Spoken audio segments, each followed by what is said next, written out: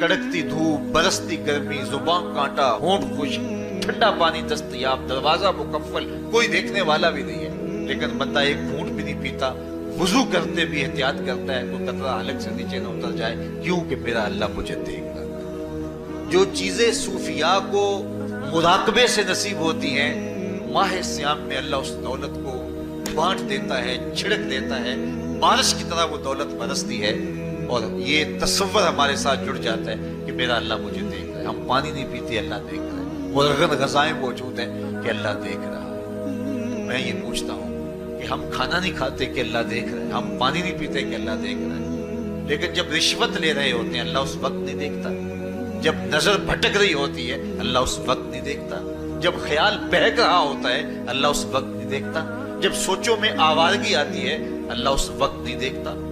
تو یہ صرف وہ کھانے اور پینے کو ہی دیکھ رہا ہے، باقی امور زندگی کو نہیں دیکھ رہا، اور وہ کیا صرف رمضان میں دیکھتا ہے، غیر رمضان میں نہیں دیکھتا۔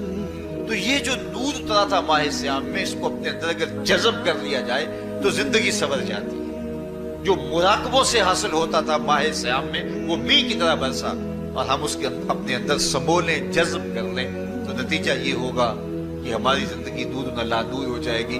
اور یہ تصور جب انسان کی زندگی میں جم جائے تو یہ گناہوں سے روکنے کا مؤثر ذریعہ ہے کہ میرا اللہ مجھے دیکھ رہا ہے۔ مجھے بتائیے اس سے بڑا ہیجان انگیز بھی کوئی منظر ہو سکتا ہے کہ حسن کی پتلی ہے، اور جو ہے وہ اس کی ایک ایک ادا اور اشوے سے قیامتیں پھوٹتی ہیں، اور وہ خود جناب یوسف کے سامنے اپنے حسن کو پیش کر رہی ہے، ساتوں دروازے بھی مکفل ہیں، بت کے اوپر بھی کپڑا ڈال لیا، اور زلیخا حضرت یوسف کو خود کہہ رہی ہے تالک یوسف اب تو آ جاؤ نا، ذرا آنکھ اٹھا کے میرے جلوے دیکھو۔ لیکن جناب یوسف کیا بولتے ہیں؟ قال معاذ اللہ، میں اللہ کی پناہ میں آتا ہوں۔ کہا تو 7 دروازے بند کر کے لوگوں کی نظروں سے چھپ گئی، اور موٹا کھیس ڈال کے اپنے زوم میں اپنے جھوٹے خدا سے بھی شرم کرتی ہے اور اس سے چھپ گئی، میں اس خدا سے حیا کیوں نہ کروں جو 7ویں کوٹری میں بھی دیکھ رہا ہے۔ پھر اتنی روشنیاں برسی، اتنا یقین برسا کہ گناہ کیا، گناہ کا تصور بھی محال ہو گیا۔ تو مجھے بتائیے کتنا ہیجان انگیز منظر تھا جب حسن قدموں میں بچھنے کے لیے خود بےتاب تھا، اور حضرت یوسف جوان رانا ہے، جوانی اور شباب پورے پاکپن پہ ہے، اور ادھر حسن مچل مچل کے قدموں میں بچھ رہا ہے، لیکن یہ جذبہ کہ میرا اللہ مجھے دیکھ رہا ہے ایسی رکاوٹ بنتا ہے۔ قال معاذ اللہ، کہا میں اللہ کی پناہ میں آتا ہوں۔ تو یہ یقین جب بندے کے ساتھ جڑ جاتا ہے کہ میرا اللہ مجھے دیکھ رہا ہے، تو پھر انسان کے لیے گناہ سے بچنا کوئی مشکل نہیں ہوتا۔ گھر میں فاقے ہوں، مشکل میں بندہ پھنسا ہو اور اس کو رشوت مل رہی ہو، تو پھر اپنا ہاتھ روکنا بڑا مشکل ہوتا ہے، بلکتے بچوں کا خیال آتا ہے۔ لیکن جب یہ خیال ہو کہ میرا رب میرا رازق ہے اور میرے اس عمل کو دیکھ رہا ہے، تو پھر بندہ اس کو پرے کا کی حیثیت بھی نہیں دیتا، اور جب وہ پاؤں کی ٹھوکر پہ بھی نہ رکھے تو پھر اللہ فرماتا ہے وَيَرْزُقُهُ مِنْ حَيْثُ لَا يَحْتَسِبُ، تو یہ کر کے دیکھ میں تجھے وہاں سے رزق دوں گا جہاں سے تجھے گمان بھی نہیں ہوگا۔ تو اپنے یقین کو کھڑا کر کے دیکھ، میرے اوپر اعتماد کر کے دیکھ۔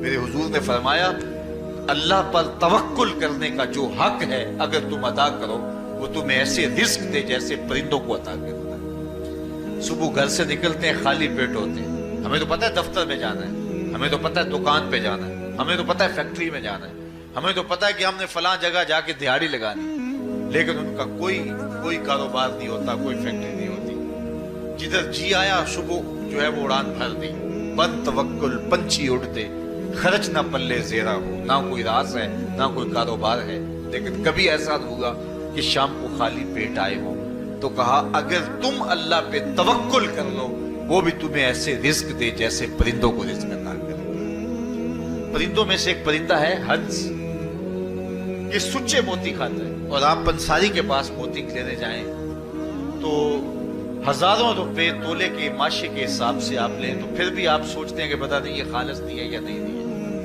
وہ اتنے نایاب اور کامیاب ہیں کہ آپ ماشوں اور تولوں میں خریدتے ہیں اور پھر بھی آپ کو شک رہتا ہے کہ یہ خالص ہیں یا کہ نہیں۔ اور ہنس کھاتا ہی وہ ہے، اور دنیا پر ایک نہیں لاکھوں کروڑوں ہنس ہیں، اور روزانہ صبح و شام کھاتے ہیں اور پیٹ بھر کے کھاتے ہیں، اور اللہ انہیں روز عطا بھی کرتا ہے۔ تو یہ मालिक वो है राज़िक है। जब उस पे तवक्कुल और उस पे यकीन पैदा हो जाता है तो फिर मुश्किल नहीं रहता, फिर आसानी पैदा हो जाती है। तो रोज़ों में अल्लाह ताला ये यकीन देता है कि वो मुझे देख रहा है। बंदा ये तयक्कुन पैदा कर देता है कि मेरा अल्लाह मुझे देख रहा है। बाज़ का छोटे बच्चे रोज़ा रख लेते हैं तो माएँ बेचैन हो जाती हैं। जब दोपहर के वक्त फूल जैसे बच्चे कमला जाते हैं तो माएँ उन्हें बंद कमरे में कोई खाना या कोई टॉफी या कोई और चीज या चॉकलेट देती है कि बेटे ये खा लो। तो वो बच्चे नहीं खा रहे होते तो माएँ कहते हैं पुत्र खा लो, कोई नहीं देख रहा। तो वो बच्चे भी कहते हैं अल्लाह देख रहा है। तो वो जो सूफिया को मुराकबों से मिलता है वो एक बच्चे को भी नसीब हो रहा है कि मेरा अल्लाह मुझे देगा। यहाँ एक और भी तसल्ली है, हम हजार गुनाहगार सही, हम हजार स्याहकार सही, लेकिन हमारा रब पे कितना यकीन है रमजान में पता चलता है कि उस जात पे हमारा कितना तयक्कुन है, कितना यकीन है, जिसको देखा नहीं, छुआ नहीं, बात नहीं हुई, जो तसव्वुर ख्याल की हुदूद से बना है। इतना यकीन है कि हम पानी नहीं लेते, खाना नहीं लेते कि मेरा अल्लाह मुझे देख रहा है। काश के इसको हम अपनी पूरी जिंदगी में फैला लें और इसको जिंदगी में जब हम तारी कर लेंगे तो फिर गुनाह करना महाल और नामुमकिन हो जाएगा और जिंदगी नूर अला नूर हो जाएगी। और यही तकवे का हुसूल है। फरमाया ऐ ईमान वालो, तुम्हारे ऊपर रोजे फर्ज कर दिए गए जिस तरह तुमसे पहलों पे फर्ज किए गए थे, लअल्लकुम तत्तकून, ताकि तुम मुत्तकी बन जाओ, ताकि तुम परहेजगार बन जाओ। हजरत सलमान फारसी रज़ी अल्लाह ताला अन्हु से मरवी है कि जब शाबान की 29 तारीख होती तो अल्लाह के महबूब में खुतबा इरशाद फरमाते, उसमें रमजानुल मुबारक के फजाइल बयान करते और कहते हैं तुम्हारे पास एक शहर अजीम, इज्जत और अजमत वाला महीना आ रहा है जिसका हर दिन बाकी साल के दिनों से अफजल है, जिसकी हर रात बाकी साल की रातों से अफजल है, और उसमें एक रात ऐसी है लैलतुल कदर जो 1000 महीने से बेहतर। तो ये अल्लाह ताला की रहमतों का रूप है। रहमतों के दरवाजे खोल दिए जाते हैं और रोजादार का रोजा बिलखुसूस असर के वक्त, शाम के वक्त, पिछले पहर, रोजादार के खाली मेदे से जो एक बू उठती है, महक उठती है, अल्लाह को कस्तूरी से भी ज्यादा महबूब होती है। अल्लाह अकबर। और फरमाया लिस्साइम में फरहतान, फरहतुन इंदा फित्रही व फरहतुन इंदा लिकाए रब्बे। रोजादार के लिए दो खुशियां हैं।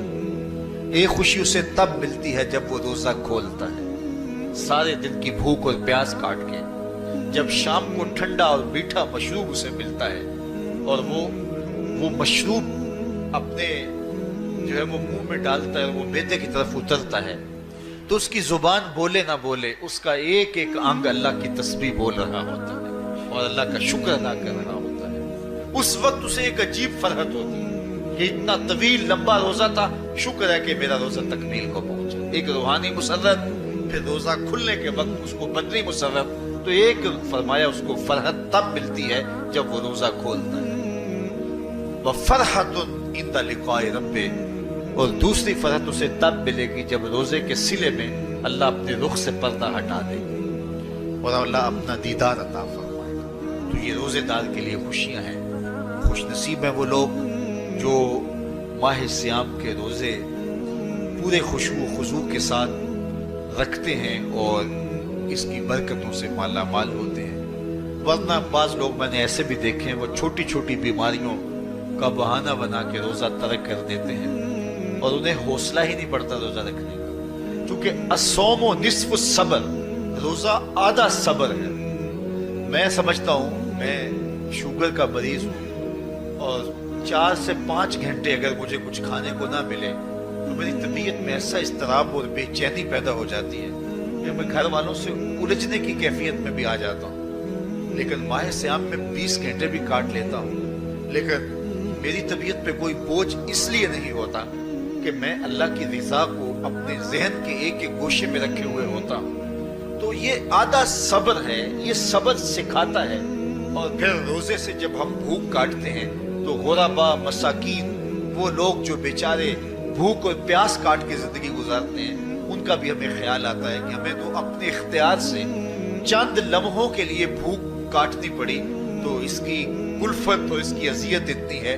तो जो शख्स मजबूरी की वजह से काटते हैं और उनके बिलकते बच्चे उनके सामने होते हैं تو پھر ان کا عالم کیا ہوگا. تو اس سے پھر صدقہ اور خیرات کا ماحول پیدا ہوتا ہے اور ہم غربا کو اپنے ساتھ خوشیوں میں شریک کرتے ہیں. اب سوال یہ ہے، کیا تقوی بھوک اور پیاس سے حاصل ہوتا ہے؟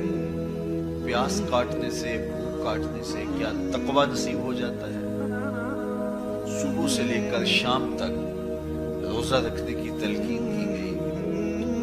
یہاں ناروے میں اور مختلف ممالک کے اندر 20-20 گھنٹے کا روزہ ہے اور ہمارے بھی یہاں 16-17 گھنٹے مسلسل شدت کی گرمی میں بھوک اور پیاس کاٹنا ہوتی ہے. اتنا طویل دورانیہ جو بھوک اور پیاس کاٹی ہے، اس کا مقصد رزق بچانا نہیں ہے، بلکہ وَيُزَادُ فِيهِ رِزْقُ الْمُؤْمِنِ. ماہ صیام میں مومن کا رزق بڑھ جاتا ہے. آپ اپنا بجٹ دیکھ لیجئے، باقی مہینوں کی نسبت ماہ صیام میں آپ کے اخراجات زیادہ ہوتے ہیں اور کشادگی ہوتی ہے. تو یہ کوئی خوراک بچاؤ مہم نہیں ہے، بلکہ رزق تو بڑھ جاتا ہے